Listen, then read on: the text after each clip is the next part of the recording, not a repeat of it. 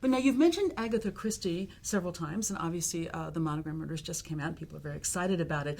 Can you talk a little bit more about how she has influenced you as a writer and even in the psychology, not just the setting up of the mystery?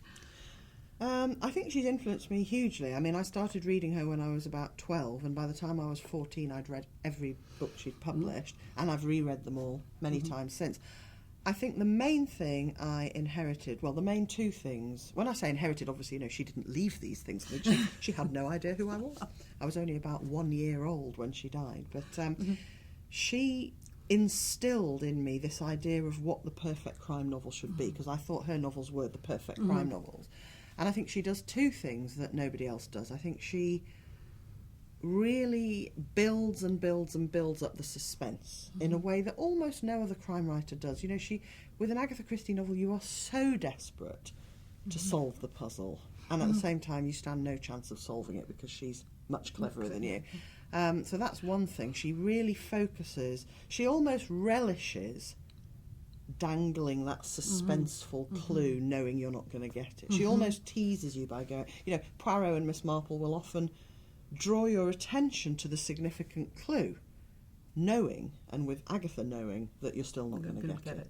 So Poirot will often say, look, the footprint in the flower bed, look at it, there it is, a footprint in a flower bed. And he's like, yes, I know, but I don't know what it means. So she did that better than anyone else. She also never settled for a kind of ordinary plot hook. So she very rarely had, here's a dead body, who killed the dead body. She always added an extra element, like 10 people have been killed, nobody can have killed them because everybody on the island is dead.